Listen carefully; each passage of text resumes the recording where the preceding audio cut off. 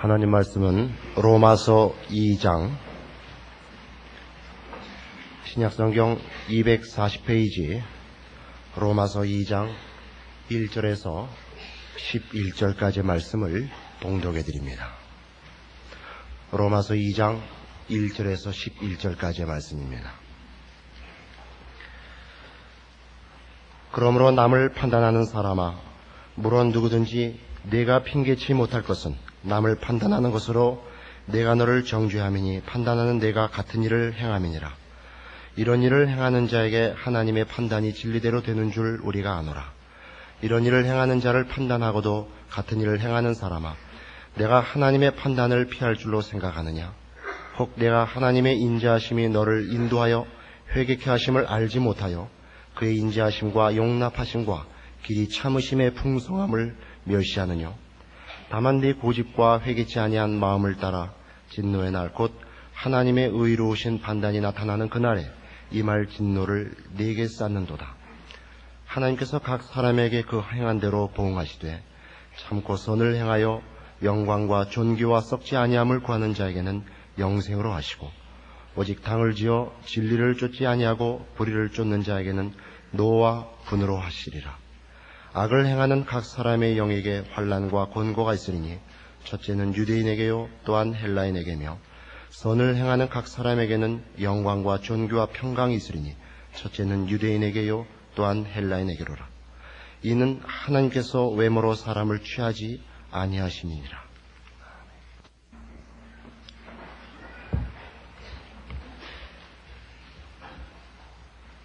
복음의 필요성을 천국을 간다, 하나님의 자녀가 된다 하는 적극적으로 이해하는 국면과 함께 그렇지 않았을 때, 예수를 믿지 않았을 때 우리가 마땅히 벌을 받고 영원한 형벌에 빠질 수밖에 없다는 죄라는 측면에서 이해하는 것이 굉장히 중요하다는 것을 우리가 로마서를 공부해 오면서 지금 확인하는 중입니다. 구원은 우리가 이 슬픔 많고 고통이 있고 악이 판을 치는 이 세상을 떠나 영원한 나라에 가는 소망이요 복된 약속이요 영광된 자리입니다.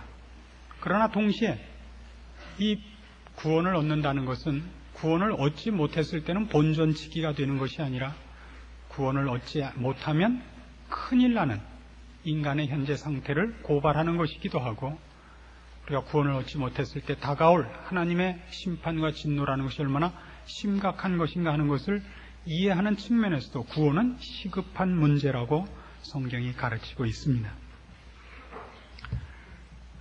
그러면 죄란 무엇인가? 하나님을 알지 않는 것이요,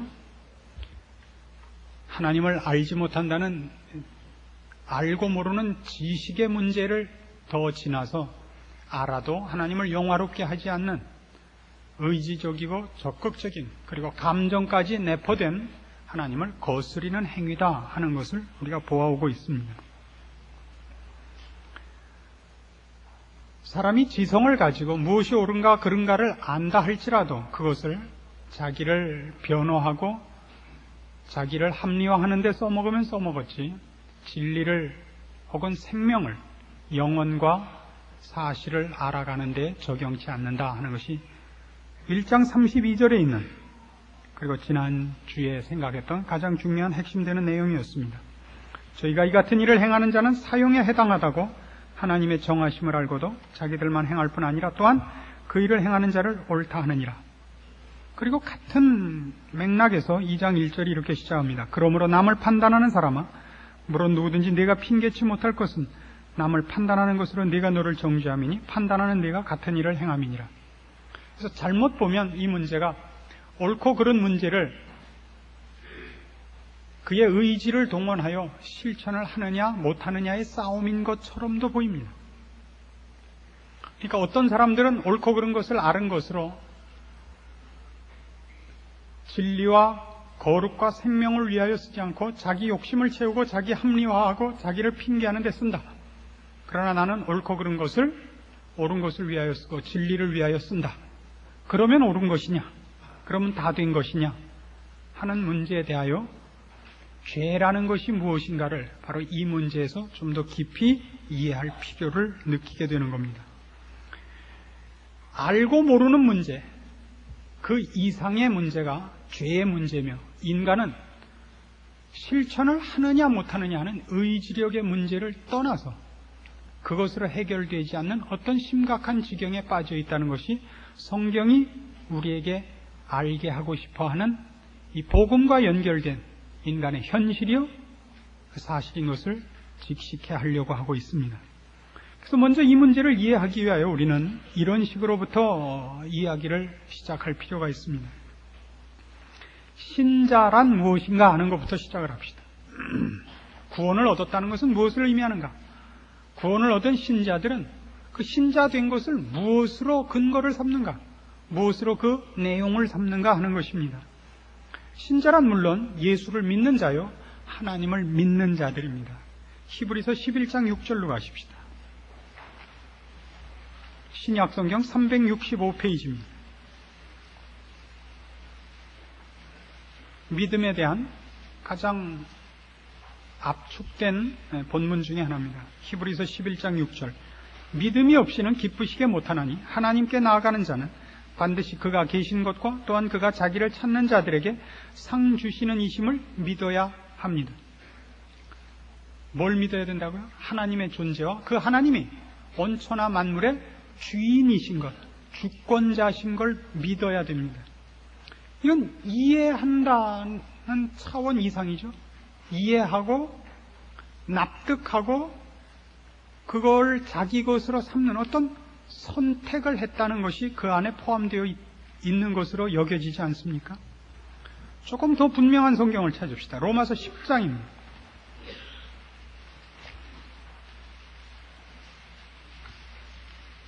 로마서 10장 9절입니다. 네가 만일 네 입으로 예수를 주로 시인하며 또 하나님께서 그를 죽은 자 가운데서 살리신 것을 네 마음에 믿으면 구원을 얻으리니 사람이 마음으로 믿어 의에 이르고 입으로 시인하여 구원에 이르느니라. 마음으로 믿고 입으로 시인한다. 그래서 무슨 하나의 행위를 의미하는 것이 아니라 어떤 요식적인 의식을 의미하는 것이 아니라 믿고 입으로 시인한다. 입으로 시인하려면 자기가 시인하는 것에 대하여 이해했고 분명히 납득했고 그리고 그것을 자랑스럽게 여기는 확신하는 어떤 것이 이미 전제된 표현이 아니겠습니까? 예수를 믿는다고 선언하는 것은 그건 자기가 믿는 것에 대하여 어떤 분명한 확신이 있을 때야 일어나는 행위입니다. 네 마음으로 믿고 네 입으로 시인해라. 우리는 이걸 좀 더 다른 표현으로 하자면, 성경에 있는 다른 표현을 들자면 주 예수를 믿으라. 그리하면 너와 네 집이 구원을 얻으리라. 한 것과 같은 그 맥락에서 찾아볼 수 있습니다. 즉 우리가 예수를 믿는다는 것은 하나님이 누구신가를 알며 예수가 누군가를 아는 것 이상으로 그분들을 나의 하나님, 나의 주님, 내가 죄인 되었다는 것을 납득하고 인정하고 그래서 그 진리와 성경의 요구를 내가 영접한, 선택한 내용이 그 안에 포함되어 있는 표현이라고 느껴지지 않습니까? 그래서 모든 구원은 어떤 의미에서 우리가 이해한 것이고 선택한 것이라 그렇게 얘기할 수 있습니다. 그러나 여기에 조금 하나의 문제가 생깁니다. 구원의 내용을, 그래서 예수를 믿는다는 내용을 이런 식으로 설명하지 말고 그걸 사건으로서 한번 설명을 해보자 이겁니다. 우리의 구원을, 우리가 구원을 받았다, 예수를 믿었다 하는 것을 내용으로가 아니라 사건으로, 이것이 뭐 꼭 그렇게 둘을 나눌 수 있는지는 잘 모르겠습니다만은 사건적으로 봅시다. 에베소서 2장으로 갑니다.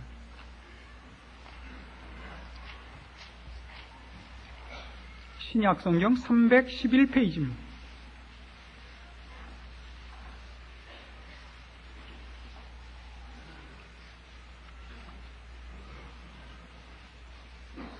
(1절) 말씀부터 봅니다. 에베소 2장 1절. 너희의 허물과 죄로 죽었던 너희를 살리셨도다. 그때 너희가 그 가운데서 행하여 이 세상 풍속을 쫓고 공중의 권세 잡은 자를 따랐으니 곧 지금 불순종의 아들들 가운데서 역사하는 영이라. 전에는 우리도 다 그 가운데서 우리 육체의 욕심을 따라 지내며 육체와 마음에 원하는 것을 하여 다른 이들과 같이 본질상 진노의 자녀이었더니 긍휼에 풍성하신 하나님이 우리를 사랑하신 그 큰 사랑을 인하여 허물로 죽은 우리를 그리스도와 함께 살리셨고 너희가 은혜로 구원을 얻은 것이라. 또 함께 일으키사 그리스도 예수 안에서 함께 하늘에 앉히시니 이는 그리스도 예수 안에서 우리에게 자비하심으로써 그 은혜의 지극히 풍성함을 오는 여러 세대에 나타내려 하심이니라. 너희가 그 은혜를 인하여 믿음으로 말미암아 구원을 얻었나니 이것이 너희에게서 난 것이 아니요 하나님의 선물이라. 행위에서 난 것이 아니니 이는 누구든지 자랑치 못하게 함이니라. 자, 이 내용은 결국 구원이라는, 우리에게 일어난 구원이라는 것이 내 행위의 결과라는 겁니까? 하나님 행위의 결과라는 겁니까? 후자죠. 왜냐하면 뭐라고 하더니 허물과 죄로 죽었던 너희를 살렸다. 너희가 믿어서 구원을 베풀었다가 아니라 허물과 죄로 죽어있는 너희를 살려냈다거든요. 죽은 자, 죽었다는 것은 뭐예요? 시체 아닙니까? 시체는 살아나기 위한 어떠한 행위도 생각도 열심도 뭐 또 할 수 없습니다. 용각사는 소리가 나지 않습니다. 시체는 아무런 행위를, 조건을 시도할 수가 없습니다. 그러니까 구원이라는 것은 이런 의미에서 120% 수동적입니다. 얻은 것입니다. 그래서 자꾸 그 얘기를 하죠. 4절, 긍휼에 풍성하신 하나님이 우리를 사랑하신 그 큰 사랑을 인하여, 이게 조건이에요. 허물로 죽은 우리를 그리스도와 함께 살리셨다. 너희가 은혜로 구원을 얻었다. 구원을 얻었다 그런단 말이에요. 너희가 얻은 것 아니다. 너희가 만든 것 아니다. 8절, 너희가 그 은혜를 인하여 믿음으로 말미암아 구원을 얻었나니 이것이 너희에게서 난 것이 아니다. 하나님의 선물이다. 행위에서 난 것이 아니니 누구든지 자랑치 못한다. 지가 얻은 것, 지가 만든 것 아니다 이거예요. 그래놓고 10절 보세요. 우리는 그의 만드신 바라 그런다고요. 만드신 바라. 자, 여기에 바로 구원 문제에 관한 우리가 좀 더 깊이 이해해야 되는 한 부분이 있습니다. 이걸 왜 자꾸 이걸 나눠서 생각을 하려고 그러고 무엇 때문에 이 문제를 자꾸 깊이 파고들려고 그러냐면 우리가 믿는다라고 얘기하는 것이 무엇을 의미하느냐 하는 것을 분명히 할 필요가 있습니다. 우리는 믿는다는 것을 알고 선택했다, 알고 결정했다 라고 자꾸 생각을 한다고요. 믿는다라는 얘기의 가장 핵심되는 것은 하나님이 그의 은혜와 사랑으로 그의 자녀를 삼아 그를 새로 만들었기 때문에, 죽었던 우리를 살렸기 때문에 이제 하나님을 믿게 되었다라고 얘기를 한단 말입니다. 우리를 만들었다, 믿게 되었다, 죽었다가 살아났다라는 표현을 좀 더 확실히 합시다. 고린도 후서 4장입니다.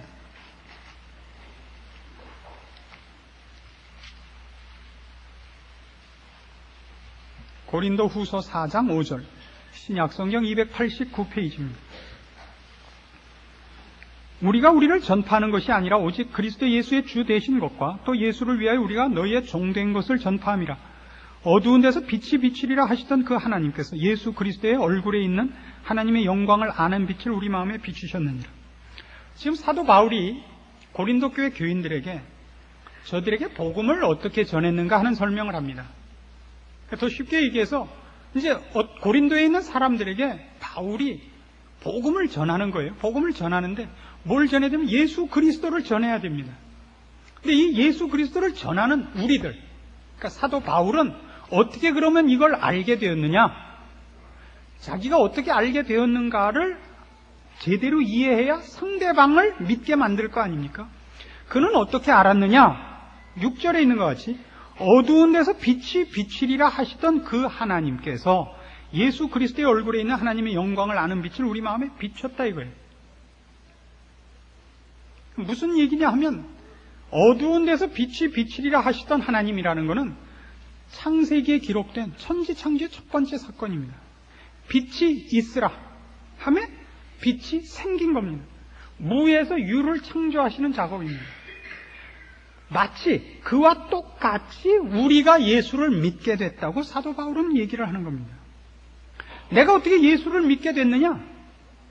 예수 그리스도가 누구이며 예수 그리스도 안에 있는 하나님의 뜻이 무엇이며 우리가 어떻게 죄인이고 벌받아 마땅한데 하나님이 우리를 불쌍히 여기서 예수 그리스도를 통하여 우리를 구원하셨는가 하는 것을 마치 아무것도 없는 데서 빛을 만드시듯이 하나님께서 우리 마음에 만들어내셔서 내가 예수를 믿게 됐고 구원을 얻게 됐다고 설명을 한단 말입니다.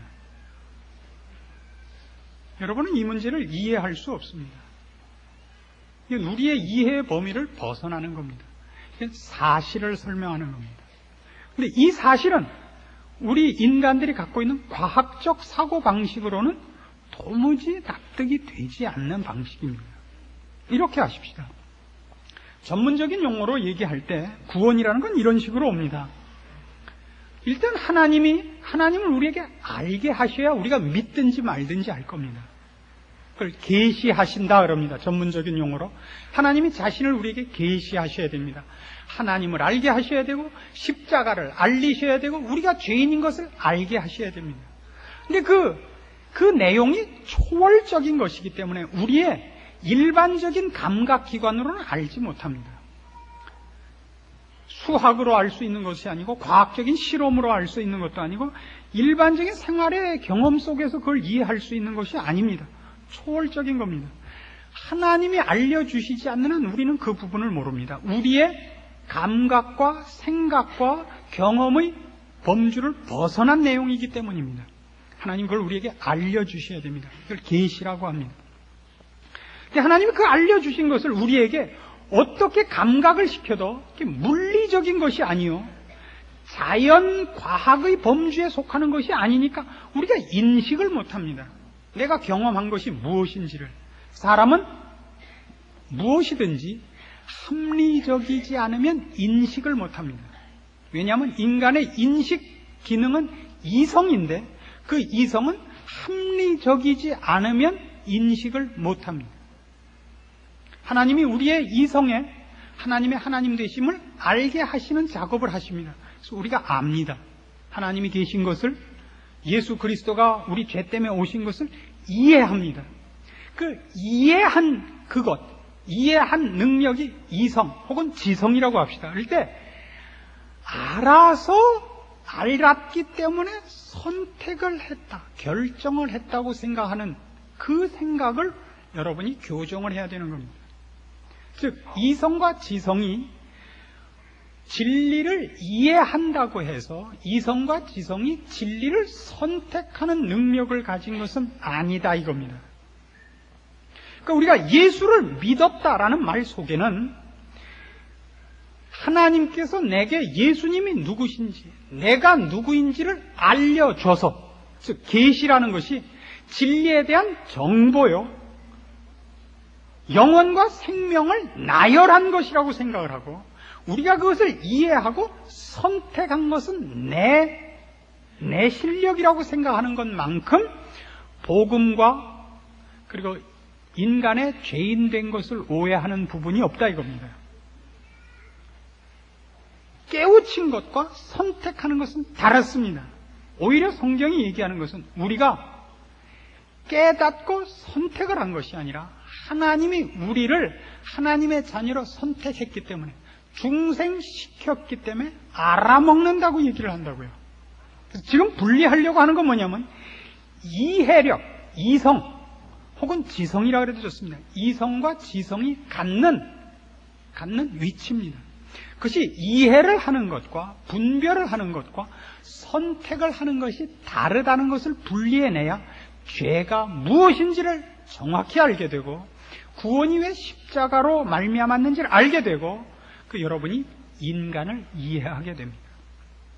이 부분에 대한 대표적인 성경 구절은 고린도전서 2장에 나옵니다. 6절 말씀부터 봅니다.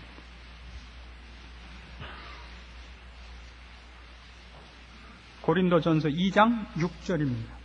265페이지입니다. 그러나 우리가 온전한 자들 중에서 지혜를 말하노니 이는 이 세상의 지혜가 아니요 또 이 세상에 없어질 관원의 지혜도 아니요 오직 비밀한 가운데 있는 하나님의 지혜를 말하는 것이니 곧 감추었던 것인데 하나님이 우리의 영광을 위하사 만세전에 미리 정하신 것이라. 이 지혜는 이 세대의 관원이 하나도 알지 못하였나니 만일 알았다면 영광의 주를 십자가에 못 박지 아니하였으리라. 기록된 바 하나님이 자기를 사랑하는 자들을 위하여 예비하신 모든 것은 눈으로 보지 못하고 귀로도 듣지 못하고 사람의 마음으로도 생각지 못하였다 함과 같으니라. 오직 하나님이 성령으로 이것을 우리에게 보이셨으니 성령은 모든 것 곧 하나님의 깊은 것이라도 통달하시느니라. 자, 우리는 십자가를 알고 영원을 알고 하나님이 계신 것을 알고 지옥이 있는 것을 압니다. 우리가 죄인인 것을 압니다. 이건 우리가 알아낸 것이 아니라 하나님께서 알게 하신 것입니다. 성령님께서 알려주신 것입니다.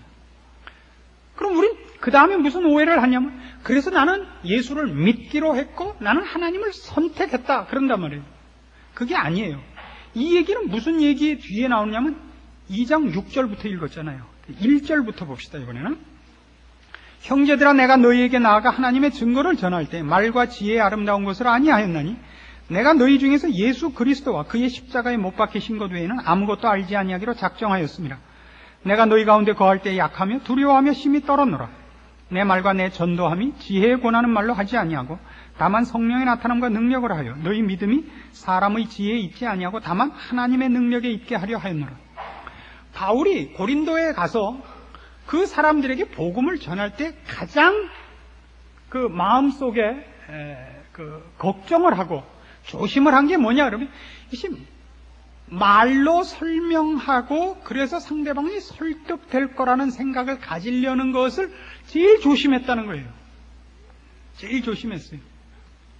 이 얘기 핵심은 뭐냐면 말의 지혜로 하지 않으려고 애를 썼다고요. 말의 지혜로 하지 않으려고, 설득을 하려고 그러지 않았다고요.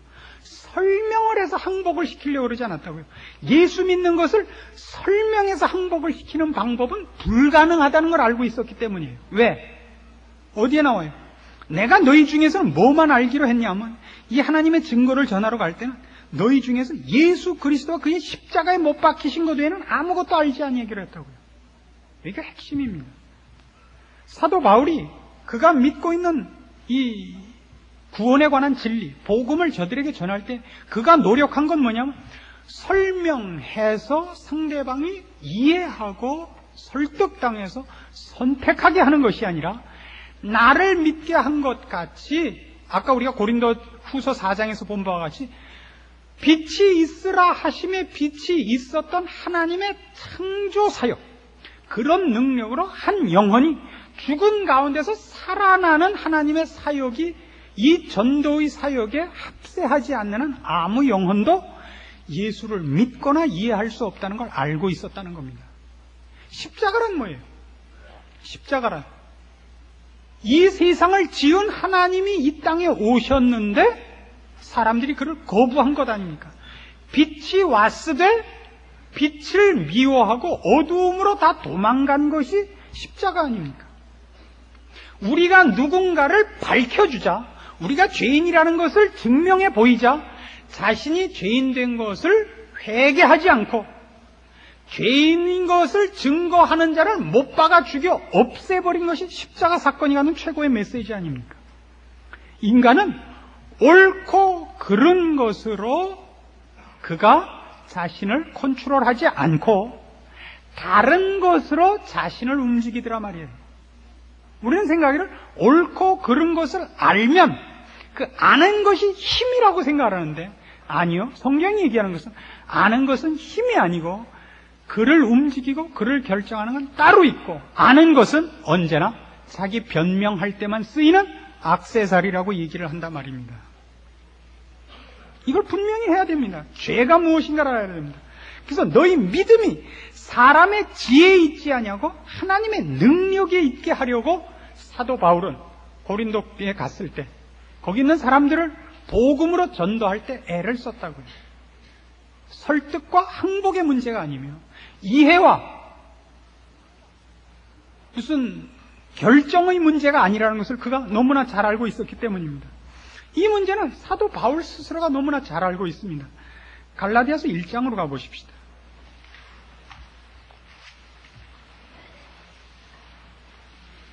신약성경 302페이지 갈라디아서 1장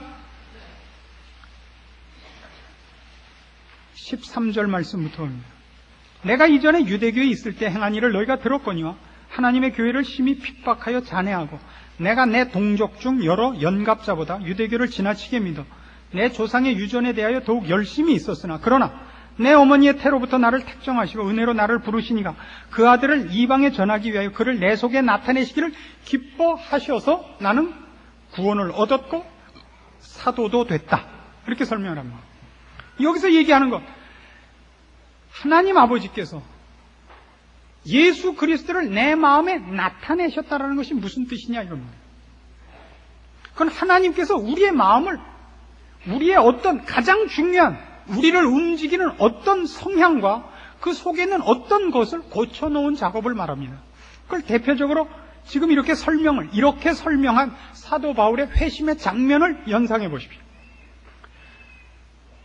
바울이 사도가 되기 전에 사울이라는 이름으로 존재할 때 그는 하나님을 위한답시고 예수 믿는 자들을 박해하는 자였습니다. 스데반을 그가 죽였습니다. 그리고 자기의 핍박을 피해서 다메섹으로 도망간 자들을 다 잡아다 죽이려고 믿는 자들을 처형할 권리를 증서로 가지고 살기가 등등하여 다메섹으로, 지금 다마스커스죠. 다마스커스를 향하여 가고 있는데 가는 중간에 주를 만납니다. 큰 빛과 음성 앞에 그가 거꾸러집니다. 그러니까 그 무엇을 의미하고 있냐면 바울이 바울 된 것이 그의 노력이나 요구나 무슨 간구나 희망에 의해서 일어난 결과가 아니라 그는 정반대 길을 가고 있었다고요. 주를 믿는 자들을 방해하기 위하여, 또 주를 방해하기 위하여 가고 있었고, 주님은 사도 바울을 고쳐야만 됐던 겁니다. 그를 납득시키고 붙잡아 앉히고 설명을 하고 가르친 것이 아니라 서로 꽝 하고 충돌하는 겁니다. 아주 크로스 카운터를 맞는 거예요. 그래서 그가 길바닥에 나가 넘어지지 않았습니까? 묻습니다. 그가 나가 넘어지자 그 빛 속에서 음성이 들리죠. 사울아 사울아 네가 어찌하여 나를 핍박하느냐. 주여 니시오니까 나는 네가 핍박하는 예수다. 거기서 고쳐집니다. 바울 쪽에서의 어떤 조건도 요구도 기대도 욕심도 없이 주께서 오셔서 그의 마음에 있었던 어떤 주를 반대하던 생각을 뽑아버리시고 주를 좋아하는 마음을 새로 넣은 작업입니다. 이게 구원입니다. 그래서 우리가 지금 분명히 해야 될 것은 뭐냐면 사람이란 옳고 그른 것으로 자신을 움직이지 않는다고요. 지성이나 이성이나 상식이나 교양이나 분별력으로서 자신을 움직이지 않습니다. 아는 것으로 자기를 움직이지 않습니다. 인간은 좀 더 복잡한 존재입니다. 지성이나 감정이 그를 움직이는 것이 아니라 그것도 하수인에 불과하고 보다 본질적인 어떤 것이 그를 움직입니다. 그게 뭐냐? 그게 뭐냐 하는 겁니다. 그를 움직이는 것이 뭐냐? 성경은 그걸 죄라 그럽니다. 죄가 그를 움직입니다.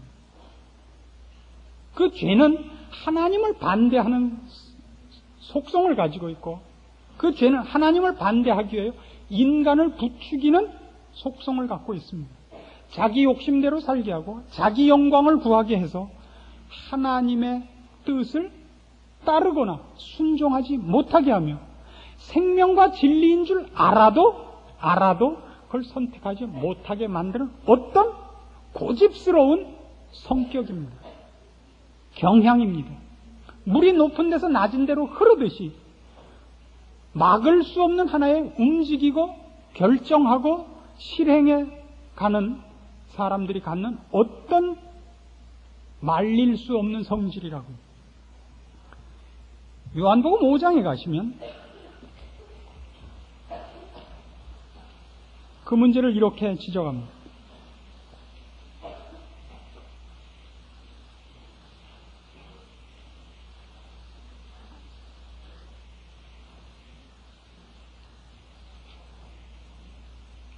요한복음 5장 39절입니다.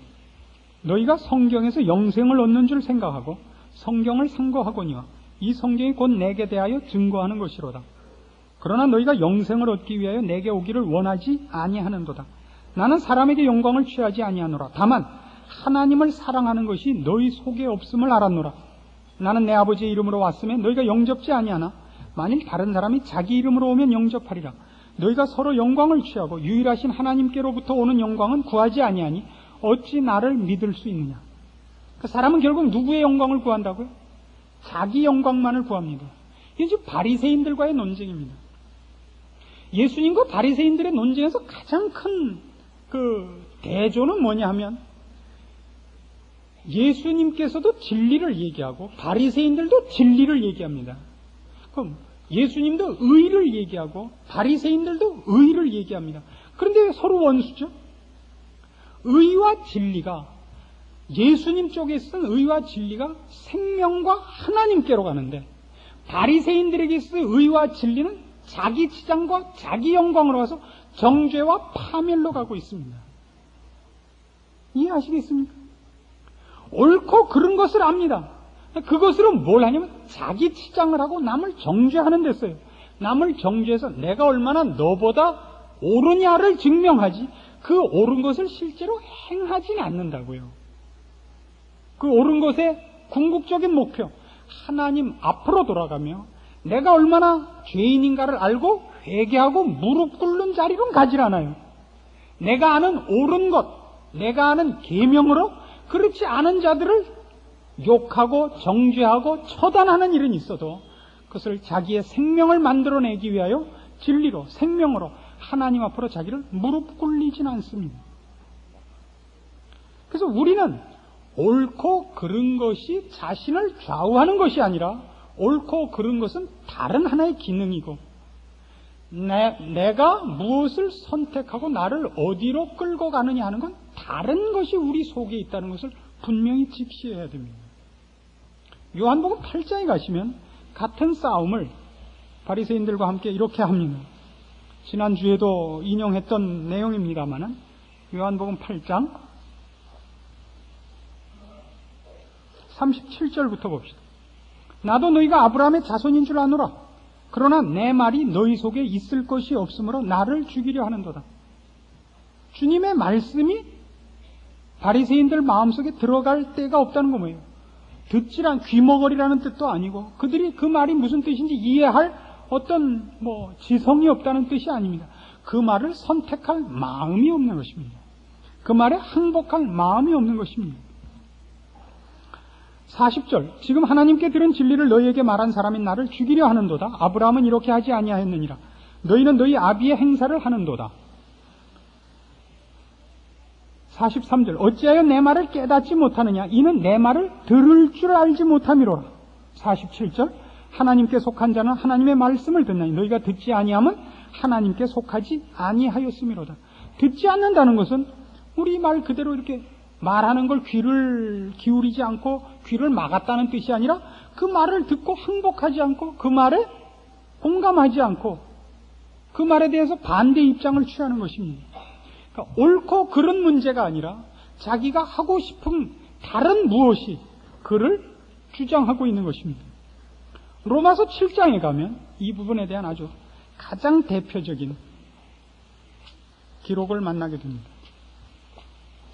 인간이 뭐냐? 죄인이 뭐냐? 자연인인 인간을 움직이는 죄가 어떻게 그를 부리느냐 하는 데 대하여 사도 바울이 기록한 이 말보다, 이 글보다 더 정확한 게 없습니다. 로마서 7장 15절입니다. 나의 행하는 것을 내가 알지 못하노니 곧 원하는 이것은 행하지 아니하고 도리어 미워하는 그것을 함이라. 만일 내가 원치 아니하는 그것을 하면 내가 이로 율법의 선한 것을 시인하노니 이제는 이것을 행하는 자가 내가 아니요 내 속에 거하는 죄니라. 내 속 곧 내 육신에 선한 것이 거하지 아니하는 줄을 아느니 원함은 내게 있으나 선을 행하는 것은 없노라. 내가 원하는 바 선은 하지 아니하고 도리어 원치 아니하는 바 악은 행하는도다. 만일 내가 원치 아니하는 그것을 하면 이를 행하는 자가 내가 아니요 내 속에 거하는 죄니라. 그러므로 내가 한 법을 깨달았노니 곧 선을 행하기 원하는 나에게 악이 함께 있는 것이로다. 내 속 사람으로는 하나님의 법을 즐거워하되 내 지체 속에서 한 다른 법이 내 마음의 법과 싸워 내 지체 속에 있는 죄의 법 아래로 나를 사로잡아오는 것을 보는도다. 오라 나는 곤고한 사람이로다. 이 사망의 몸에서 누가 나를 건져내랴. 여러분 다 경험해 보신 걸 겁니다. 무엇이 옳은지 알지만 여러분이 그것을 시행치 못했던 뼈아픈 경험이 있을 겁니다. 남이 그 잘못을 했을 때 쉽게 얘기할 수 있습니다. 어떻게 사람이 저럴 수 있느냐? 그래 놓고 나중에 자기가 그 경우를 당하면 자기도 그렇게 되죠. 그래 놓고 뭐라 그러죠? 여러분, 잘 되는 핑계. 옛말에 그런 게 하나도 없어. 그렇게 갖다 붙이지 않습니까? 우리가 하고 싶은 것이 명분이 있을 땐 좋은데, 그것이 명분에 맞지 않고 내 욕심을 따라 해야 될 때는 인생이 그렇지 않아, 현실이 그렇지 않아, 이런 말로 얼마나 우리를 많이 핑계를 대고 합리화합니까? 그리고 실제로 우리가 무엇이 옳고 그른가를 몰라서가 아니라 그것이 틀린 것인 줄 알면서도 얼마나 열심히 합니까? 어떤 그 대학에서 그 동굴 탐사를 나갔는데요. 요즘 지하 동굴 탐사가 아주 유행이랍니다. 그래서 남녀 학생들이 이제 지도 교수와 함께 여럿이 갔는데, 뭐 지하 동굴에 들어가 보니까 이제 갈래길도 많고 그래서 이제 이렇게 편을 짜고 저기 갔다 오기 이렇게 나누다가 서로 좋아하는 남녀 학생이 같은 조가 돼갖고 따로 한쪽에 남게 된 거예요. 기회는 찬스다. 남학생이 덤썩 껴안은 겁니다. 입을 맞추자고 들었어요. 여학생이 안 돼요.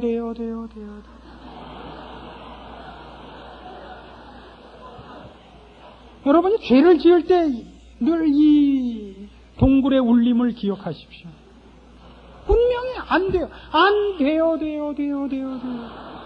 언제나 그렇지 않습니까? 명분상으로는 안 됩니다. 안 되지요. 돼요. 그렇게 우리가 여기까지 살아왔습니다. 여러분의 인생 속에서 이것만은 난 절대 안 한다. 그리고 여태까지 지킨 것 하나라도 있는가 보십시오. 거의 없습니다. 저는 몇 개 있습니다. 지키기 어렵습니다.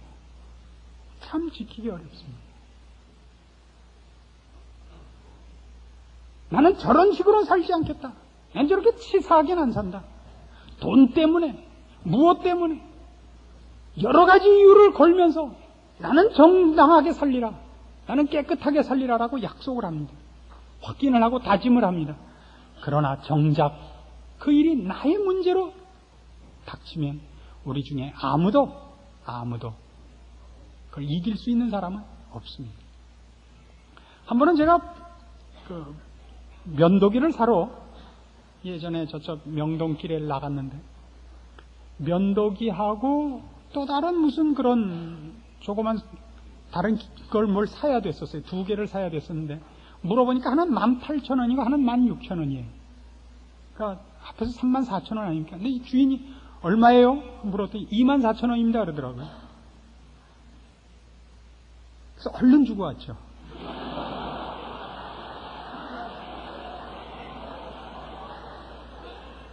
그거 쉽지 않더라니까요. 그러면 안 되죠. 쉽지 않아요. 이러면 그냥 우린 넘어가진단 말이에요. 그렇죠? 왜 그게 넘어가지죠? 다 그런 공범들이니까. 사람이 그럴 수 있어요. 그러면 자기도 많은데 물 어디다 대고 한 대질이에요. 그죠? 네 손가락으로 해야 삿대질이니까 어디다 대고. 그러니까 서로 그런 얘기를 하면 웃으면서 넘어가요. 그건 뭐예요? 우리가 다 공통적으로 수도 없이 그런 죄를 진 거죠. 그래서 24,000원 주고 왔어요. 기쁜 마음으로 와서 써보니까 하나가 완전히 불량품이에요. 그러니까 그 사람이 훨씬 센 거예요. 둘이 앞에서 14,000원밖에 하면 안 됐었던 모양이에요. 그러니까 자세히 보기 전에 얼른 돈 주고 가게 하기 위해서 24,000원이라 그런 거죠. 전 제가 머리가 꽤 좋은 걸로 그동안은 생각을 했었는데 어림도 없다는 걸 배웠습니다. 이걸 알아들으시는 거 보면 여러분들도 참 괜찮은 수준입니다. 그래서 이 사람이 지성, 지식, 상식으로 자기를 움직이지 않고 무지 때문에 죄를 짓는 것이 아니라 아는데도 불구하고 아는 것을 행할 힘이 없는, 맞아, 우리가 죄의 종이다 라고 얘기하는 것이 성경이 복음을 설명하는 데 있어서 우리에게 꼭 알게 하고 싶어하는 중요한 내용이 됩니다. 그래서 구원을 예수 믿으면 천당 간다. 예수 믿으면 지옥 가지 않는다. 이건 물론 가장 본질적이고 가장 핵심되는 내용입니다만 그것만으로 이해하시면 안 됩니다. 이런 다른 이 죄의 종이었다라는 부분에 대한 이해가 여러분들에게 첨가되어야 됩니다. 한 장 앞으로 넘기셔서 로마서 6장으로 가십시다. 구원이란 뭐냐? 6장 6절. 우리가 알거니와 우리 옛사람이 예수와 함께 십자가에 못 박힌 것은 죄의 몸이 멸하여 다시는 우리가 죄에게 종노릇하지 아니하려 함이니 이는 죽은 자가 죄에서 벗어나 의롭다 하심을 얻었음이니라. 만일 우리가 그리스도와 함께 죽었으면 또한 그와 함께 살 줄을 믿노니 이는 그리스도께서 죽은 자 가운데서 사셨음에 다시 죽지 아니하시고 사망이 다시 그를 주장하지 못할 줄을 알미로라. 그의 죽으심은 죄에 대하여 단번에 죽으시며 그의 살으심은 하나님께 대하여 살으심이니 이와 같이 너희도 너희 자신을 죄에 대하여는 죽은 자요 그리스도 예수 안에서 하나님을 대하여는 산 자로 여길지어다. 그러므로 너희는 죄로 너희 죽을 몸에 왕노릇하지 못하게 하여 몸의 사욕을 순종치 말고 또한 너희 지체를 불의의 병기로 죄에게 드리지 말고 오직 너희 자신을 죽은 자 가운데서 다시 산 자같이 하나님께 드리며 너희 지체를 의의 병기로 하나님께 드리라. 죄가 너희를 주관치 못하리니 이는 너희가 법 아래 있지 아니하고 은혜 아래 있음이니라. 구원을 설명하는 중요한 하나의 그 국면이 뭐냐면 우리가 구원을 얻기 전에는 죄의 종이었는데 구원을 얻은 이유는 죄로부터 해방되었다라는 얘기를 하는 것입니다. 의를 위하여 자신을 드릴 자유가 생겼다고 얘기를 한다고요. 그리고 한 걸음 더 나가서 우리가 나중에 로마서 6장 7장을 할 때 되면 더 자세히 설명이 되겠습니다만 우리는 하나님의 소유가 되고 성령이 우리를 주장하는 자가 됩니다. 그래서 믿지 않는 자들에 대하여 우리가 분명하게 이해해야 될 것은 그들은 옳고 그른 문제에 대한 오해 때문에 죄를 짓는 것이 아니라 죄를 짓는 것을 벗어날 자유가 없습니다. 죄를 지을 수밖에 없습니다. 저들을 불쌍히 여겨야 됩니다. 그러나 우린 다릅니다. 이제 여러분이 신자된 것이 어떻게 다른가를 보시면 여러분이 더 착해지고 의로워지고 정직해졌다는 것이 아니라 이걸 보세요. 여러분이 주일날 예배 보지 않고 어딜 가끔 가실 수 있습니다. 뭐 주일날 특별히 골프를 치러 갈 수도 있고 등산을 갈 수도 있고 낚시를 갈 수도 있고 무슨 스포츠 무슨 중계를 스포츠를 보러 가실 수도 있습니다. 그러나 예수를 믿고 난 다음에 구원을 얻고 난 다음에 뭐가 다르냐면 그런 것들이 캥기지요. 어느 때까지 그게 안 없어지냐면 회개하고 돌아와서 여기 와서 졸다 가는 한이 있어도 와야 풀린단 말이에요. 그 굉장히 다른 겁니다. 세상 사람들은 아무리 좋은 걸 하고 싶어도 그걸 할 수가 없고 선한 일을 한 것이 뭔가 진 것 같고 손해본 것 같다고요. 자꾸만 나만 미친 것 같고 나만 바보가 된 것 같아요. 선을 행한 것이. 악을 행하고 나야 뻔때를 보인 것 같고 오늘 할 일을 야물딱지게 유종의 미를 거둔 것 같아요. 내 존재가 확실하게 드러난 것 같다고요. 어따 대고 이 기분이 든다고요. 판정까지 가지 않고 틀림없이 케어시킨 걸 아주 이겨서 떡을 만든 상쾌함이 있다고요. 그러니까 예수를 믿고 나서는 그러면 싫은 거예요. 가끔 가다가 그 옛날 성품이 나와서 해대기도 하고 그러지만 그럼 찜찜하고 야물딱지게 끝난 것 같지가 않아요. 가서 내가 잘못했다고 그래야 유종의 미가 되고 제대로 한 것 같고 마음이 편하고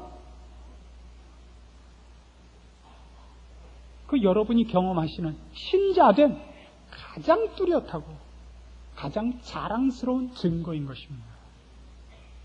이걸 놓치지 마십시오.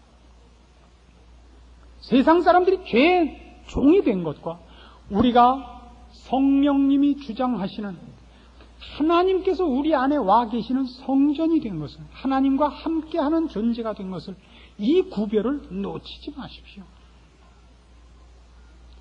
우리라고 해서 지금 다 아는 대로 다 행하진 못합니다. 그건 힘이 없어서입니다. 아직 그럴 실력이 없어서지 본성은 달라진 것입니다. 이것이 신자의 가장 큰 차이입니다.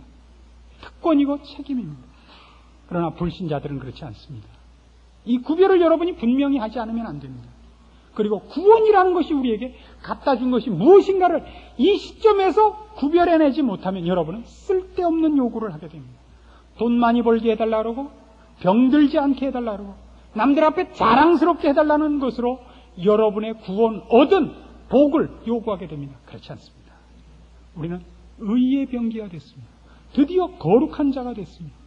참다운 인간의 모습을 갖게 되었습니다. 에베소서 5장 8절 이하의 말씀으로 결론을 삼습니다. 신약성경 315페이지입니다. 에베소서 5장 8절입니다. 너희가 전에는 어두움이더니 이제는 주 안에서 빛이라. 빛의 자녀들처럼 행하라. 다른 얘기 아닙니다. 죄의 종으로 살 때는 그들이 얼마나 더러우며 얼마나 부끄럽게 살며 그들이 생명과 진리를 어떻게 거부하여 스스로 파멸의 길을 가고 있는지 모릅니다. 어두움 속에 있는 사람 같단 말이에요. 어두움 속에서는 어디가 길인지 밟아서는 안 되는 거, 가서는 안 되는 거 모르고 가는 것과 같지 않습니까? 그런데 이제는 우리가 빛입니다. 주 안에서 빛입니다. 이젠 압니다. 이제 우리가 할 건 뭐죠? 아는 대로 사는 일입니다. 빛의 자녀처럼 행하십시오. 빛의 열매는 모든 착함과 의로움과 진실함에 있느니라. 주께 기쁘시게 할 것이 무엇인가 시험하여 보라. 너희는 열매 없는 어두움의 일에 참여하지 말고 도리어 책망하라. 죄가 무엇인지 분명히 직시하시고 죄에 의해서 사로잡혀 그의 종로로 타는 인생이 무엇인지 직시하시고 그걸 부러워하지 마십시오. 시험받지 마십시오. 빛의 자녀처럼 행하십시오. 의와 거룩으로 부름받은 여러분의 신자된 특권들을 자랑하시고 세상과 비교해서 여러분의 신앙생활을 점검하지 마시고 하나님 안에서 빛과 생명 안에서 진리와 거룩 안에서 영광된 소망을 내다보면서 승리하시고 감사하시고 찬송이 넘치시고 열매가 맺히는 신자의 삶을 영위하십시오.